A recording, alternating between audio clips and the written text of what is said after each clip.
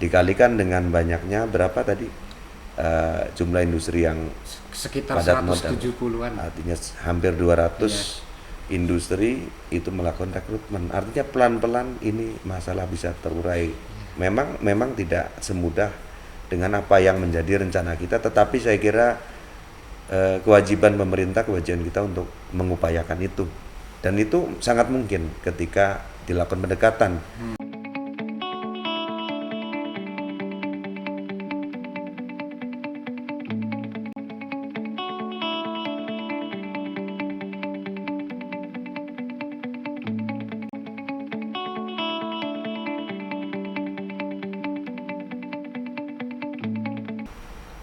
Assalamualaikum warahmatullahi wabarakatuh. Hari ini kita langsung grebek kantor DPRD Kota Cilegon dan di ruang Komisi 2. Tentunya tak asing lagi, kita bincang-bincang hari ini dengan Pak Fatur Rohmi, Ketua Komisi 2 DPRD Kota Cilegon. Beliau ini dikenal macannya DPRD mungkin, karena memang beberapa hal yang mungkin bicara tentang kondisi sosial masyarakat Cilegon turut angkat bicara. Maka hari ini kita mengulik tentang Pak Fatur Rohmi seperti apa. Gimana Kang kabarnya Kang? Alhamdulillah sehat Kang. Saya biasa manggilnya Kang karena memang itu sapaan akrab di wilayah Kota Cilegon. Kang Fatur Rohmi ini kan sebagai Ketua Komisi 2 DPRD Kota Cilegon. Tantangan menjadi Ketua Komisi 2 itu seperti apa itu kan? Boleh diceritakan tantangan Komisi 2? Ya tentu saya kira menjalankan tugas yang diamanahkan partai. Saya kebetulan sebagai anggota fraksi Partai Gerindra yang diamanahi memimpin Komisi 2 DPRD Kota Cilegon. Ya saya kira biasa saja sebetulnya. Meskipun masih banyak problematika di Kota Cilegon yang sebagaimana kita tahu atau sebagaimana yang kita ketahui bahwa Kota Cilegon merupakan kota yang berbasis perdagangan dan jasa. Banyak sekali industri di Kota Cilegon, banyak sekali investasi yang berdiri megah di Kota Cilegon, tetapi memang masih juga terjadi anomali di Kota Cilegon. Salah satunya menyangkut masalah kesejahteraan masyarakat. Nah, meskipun grafik angka kemiskinan di Kota Cilegon kadang cenderung menurun, terkadang juga cenderung naik meskipun tidak tajam, tetapi masih banyak persoalan-persoalan kesenjangan di masyarakat Kota Cilegon yang harus terus kita benahi. Sehingga di periode ini kami di Komisi 2 DPRD Kota Cilegon yang tentu tugas pokok dan fungsinya adalah bidang kesejahteraan, masalah Kesra. Nah, maka ini menjadi concern kami agar bagaimana kami memastikan pemerintah daerah selalu hadir di dalam setiap persoalan-persoalan yang cukup mendasar di masyarakat. Apa persoalan yang mendasar? Nah itu apa tuh? Salah satunya adalah persoalan bagaimana masyarakat mendapatkan hak hidup yang layak di Kota Cilegon, baik secara ekonomi, baik persoalan pelayanan pendidikan, baik itu persoalan pelayanan dasar kesehatan, termasuk bagaimana masyarakat kita juga harus terhubung secara langsung dengan industri yang ada di Kota Cilegon, sehingga memang kewajiban kita juga untuk meningkatkan kualitas sumber daya manusia di Kota Cilegon sehingga di kemudian hari, di kemudian waktu tidak ada lagi ceritanya tikus mati di lumbung padi. Inilah yang menjadi PR besar pemerintah Kota Cilegon, termasuk tentu sebagai penyelenggara pemerintahan daerah kami juga berkewajiban untuk terus secara maksimal, terus secara intensif untuk bagaimana menyajikan pelayanan-pelayanan itu terhadap masyarakat sehingga apa yang menjadi cita-cita berdirinya Kota Cilegon itu bisa tercapai, yaitu menciptakan atau mewujudkan masyarakat yang sejahtera dan berkeadilan tentunya. Nah, itu kira-kira Kang Saiful. Jadi beberapa hal kemudian dikemukakan pada masyarakat, sehingga memang masyarakat paham tentang Komisi 2 itu fungsi dan tugasnya. Nah, Kang Fatur Romi ini kan dikenal kritis terhadap kondisi sosial masyarakat, terutama sebagai penyambung lidah masyarakat ketika ke eksekutif dan sebagainya.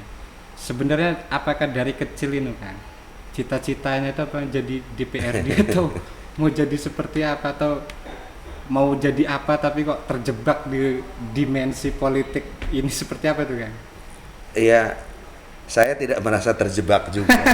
Ya inilah sebuah takdir, ini jalan hidup yang memang tentu secara realistis harus kita jalankan.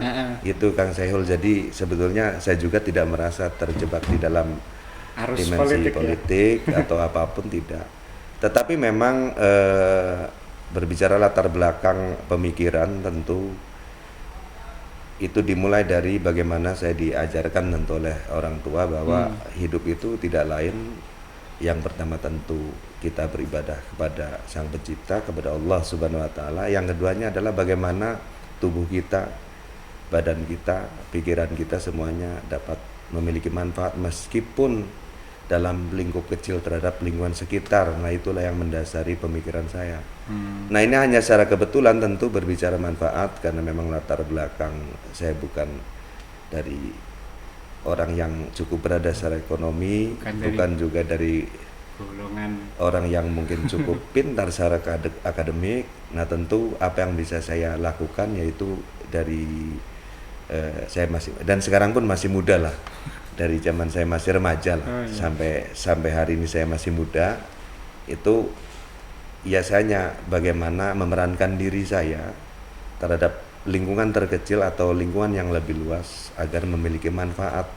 Nah, secara kebetulan memang inilah yang secara perlahan dan tanpa dicita-citakan, tanpa direncanakan dari dulu, ya akhirnya secara tidak langsung menarik saya ke wilayah politik. Karena apa? Karena saya menyadari betul kurang lebih hampir 20 tahun hidup atau menjalani kegiatan di dunia organisasi, di dunia pergerakan, itu dampak atau efeknya itu tidak begitu luas, hanya lingkup kecil. Nah, kemudian banyak yang memberi masukan bahwa kalau kita berada di dalam institusi pemerintahan, termasuk institusi DPRD sebagai salah satu elemen penyelenggaraan pemerintahan di daerah, itu konon katanya dulu saya pernah diberitahu katanya itu manfaatnya lebih luas gitu Kang Saihul. Nah, sehingga saya mencoba mengabdikan diri saya lewat partai politik, karena mekanisme rekrutmennya kan melalui partai politik yang dilakukan setiap 5 tahun sekali. Nah, inilah yang mendorong saya, dan alhamdulillah saya diberi kepercayaan oleh masyarakat di dapil saya, di dapil 3 Kecamatan Grogol Pulau Merak. Ini tentu kepercayaan ini harus kita jaga. Kang Saihul tentu masih muda, saya juga masih muda.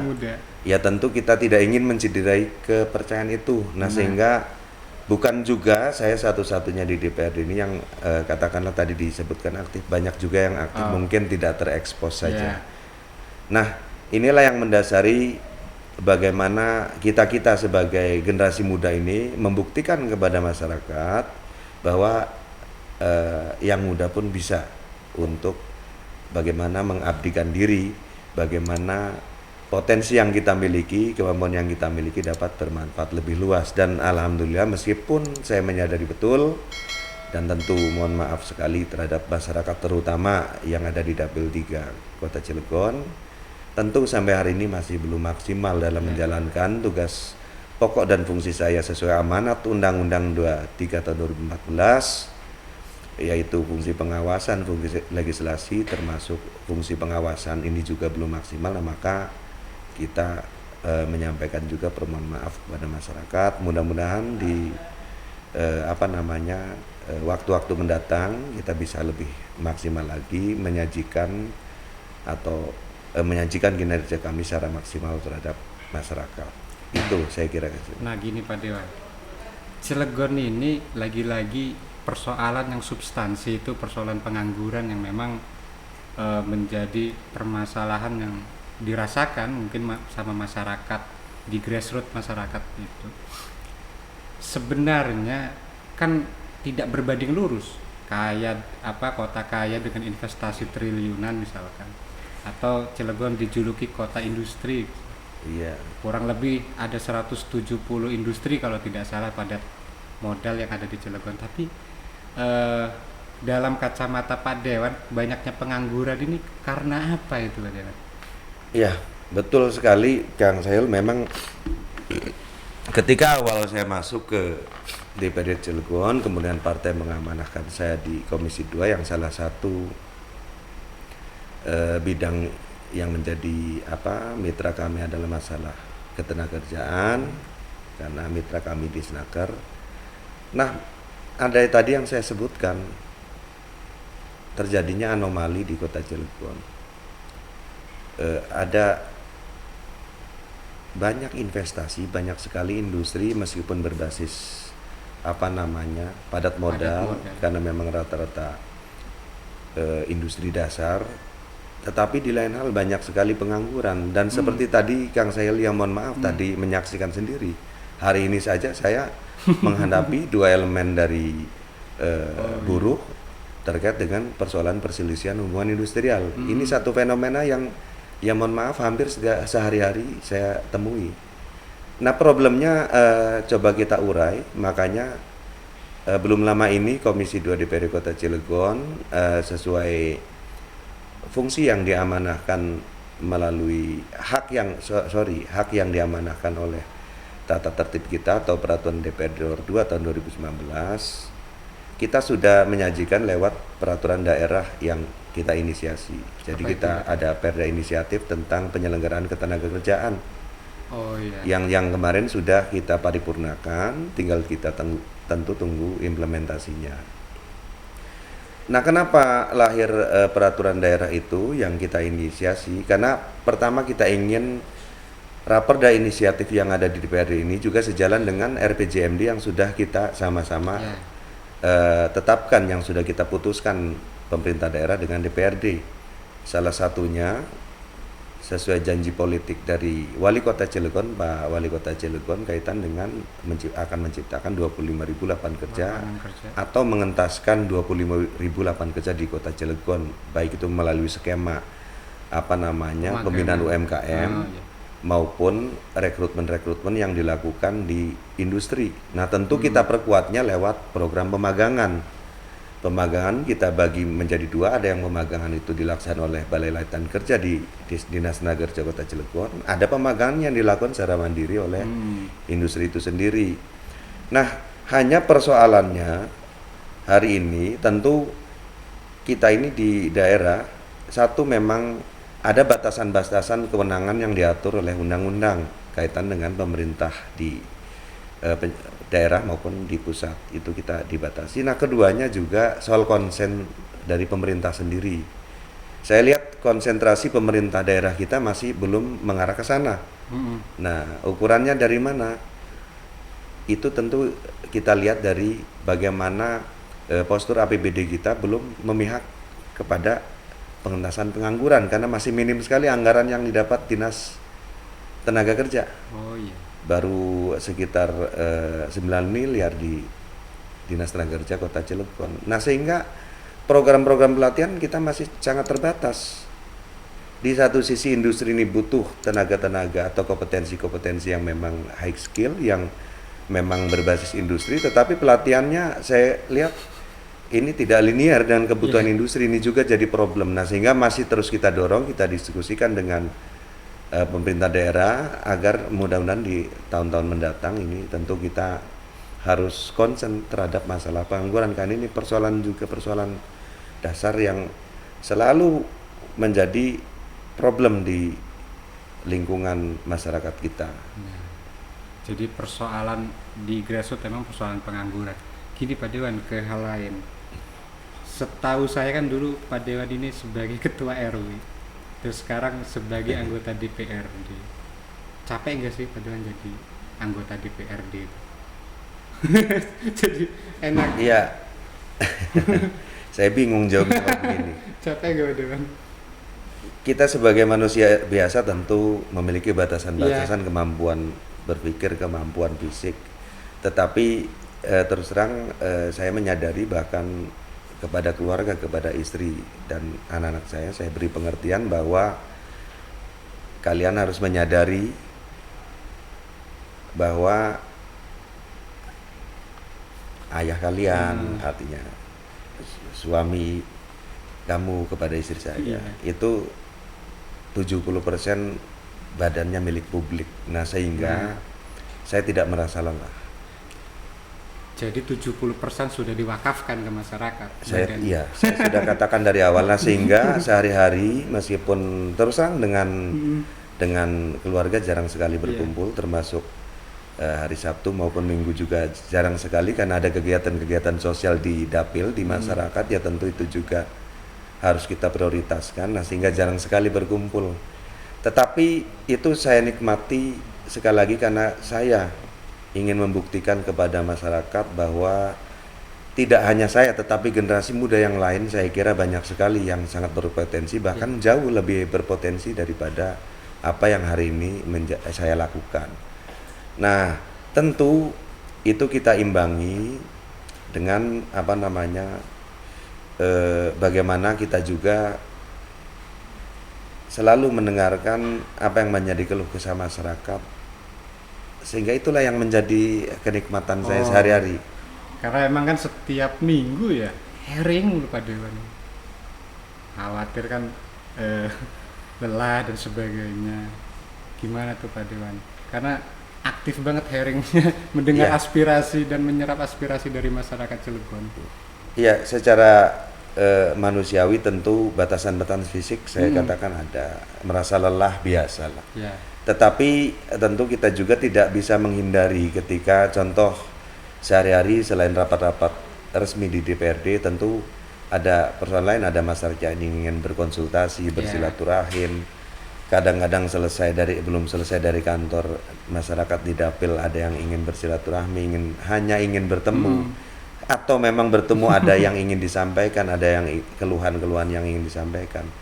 Yaitu tentu kita hadapi saja, kita jalani saja dan tidak ada masalah. Kalau sekali lagi persoalan kelelahan fisik itu biasa, tapi kalau kita hadapi ya buktinya hari ini saja ya dari pagi sampai sore hari, padahal semalam saya berdiskusi di masyarakat sampai hampir jam 3 ya tidak ada masalah, alhamdulillah gitu. Tidurnya berapa jam tadi? Ya 4 kadang 5 jam itu tidak ada masalah. Karena apa? Karena sekali lagi di sini masyarakat saya kira merindukan sekali wakil-wakil rakyat, merindukan sekali pemimpin-pemimpin di daerah untuk selalu bersama-sama dengan mereka, membaur bersama, duduk bersama, berdiskusi, mendengar keluh kesahnya, mendengarkan apa yang menjadi harapan-harapan mereka ke depan. Bagaimana kita juga memikirkan kota Cilegon ke depan, jangan sampai seiring dengan terhimpitnya wilayah kita dengan investasi yang begitu megah, begitu besar, tetapi tidak dibarengi dengan persiapan-persiapan yang harus kita lakukan di daerah. Nah, sehingga tadi yang disinggung Kang Saiful, jangan sampai terjadi istilahnya terjadi paradoks lah. Paradoks. Gitu. Artinya jangan sampai generasi kita ke depan tidak mendapatkan ruang, tidak mendapatkan tempat di dalam kehidupan kota Cilegon ini. Nah, mungkin kota industri dan juga masyarakatnya itu merasakan sebagai masyarakat industri. Ya. Kalau tidak salah kan di 2019 Cilegon sebagai kota terkaya ke-6 di Indonesia. Tentu ini harus juga dirasakan oleh masyarakat, terutama masyarakat-masyarakat yang ada di perkampungan mungkin ya, yang memang harus terjamah oleh baik dari eksekutif maupun legislatif. Nah, tentu Pak Dewan, mungkin program ke depan ini mau ngapain nih Pak Dewan? Mungkin sebagai ketua komisi atau mau ada program seperti apa ke depannya menjadi PR besar Pak Dewan sehingga memang potensi-potensi yang ada di kota Cilegon bisa dikembangkan atau persoalan itu bisa diurai. Ya. Jika partai ini masih memberikan kepercayaan saya di Komisi 2 Siap. DPRD Kota Cilegon memang saya masih terus concern terhadap dua persoalan. Yang pertama, kami sedang dengan Dinas Pendidikan memperkuat bagaimana pelaksanaan peningkatan kualitas pendidikan di Kota Cilegon ini tentu harus juga kita tingkatkan. Makanya kami kemarin baru membahas contoh, ya saya urai dari karena ini perencanaan, saya urai dari tahapan-tahapannya. Jadi yang pertama, kemarin kita baru bahas bersama dengan Dinas Pendidikan bagaimana di Kota Cilegon tidak boleh lagi tahun depan ada ribut-ribut soal LKS. Oh iya. Artinya bagaimana kualitas pendidikan bisa meningkat ketika masyarakat masih meributkan soal biaya pendidikan. Ini juga problem yang harus diurai satu persatu. Nah, maka kami sudah meminta agar Dinas Pendidikan di tahun 2023 untuk mengatur skema anggarannya agar beban pendidikan ini berkurang di tingkat masyarakat sehingga partisipasi masyarakat bisa maksimal. Kedua, konsentrasi siswa pun sudah pada bagaimana persoalan-persoalan peningkatan kualitas akademiknya. Nah, kedua, kami juga mendukung tentu di Komisi 2 DPRD Kota Cilegon tentang realisasi beasiswa yang dilaksanakan di 4 perguruan tinggi. Ini dalam rangka mendorong agar kualitas sumber daya manusia kita ini bisa seiring sejalan dengan kebutuhan industri. Namun masih kita terus dorong agar pemerintah ini tidak hanya menyajikan sumber daya manusianya, meningkatkan itu, tetapi bagaimana pemerintah daerah menghubungkan sumber daya manusia yang ada di Kota Cilegon ini yang sudah ada peningkatan secara kualitas dengan industri yang ada. Jadi perlu pendekatan-pendekatan yang dilakukan oleh kepala daerah, oleh wali Kota Cilegon agar estafet dari hasil peningkatan kualitas pendidikan ini, dari hasil dukungan dari pemerintah ini bisa bisa seiring jalan dengan kebutuhan industri. Nah, kedua, kami juga tentu akan meningkatkan sekali lagi kualitas pendidikan dan pelatihan di Balai Latihan Kerja Dinas Tenaga Kerja Kota Cilegon. Ini juga menjadi problem yang selama ini mohon maaf belum terurai. Contoh, ketika saya baru masuk di Komisi 2, saya lihat pelaksanaan pelatihan itu outputnya tidak ada yang mengawal.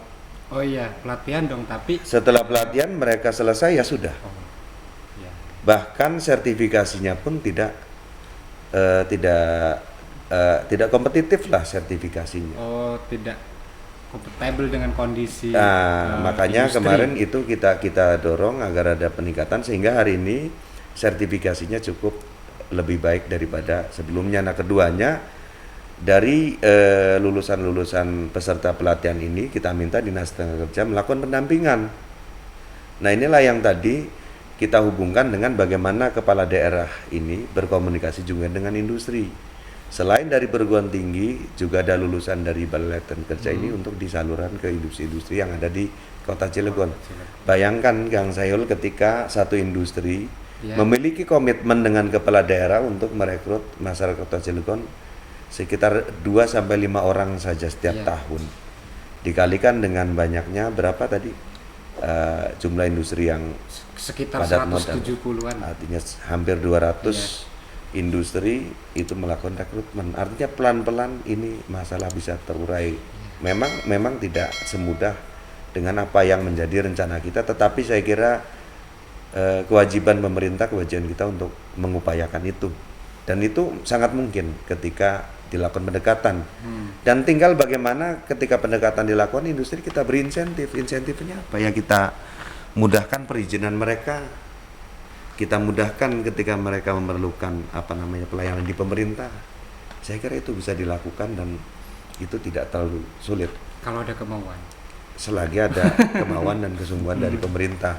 Nah, Pak Dewan, ini bincang-bincangnya makin asik, tapi apa yang disampaikan oleh Pak Dewan ini sebagai bagian daripada obat mujarab terkait kondisi sosial masyarakat Kota Cilegon dan gambaran kondisi sosial masyarakat terutama di Kota Cilegon. Tetapi pemirsa, mungkin itu saja yang dapat kita sampaikan.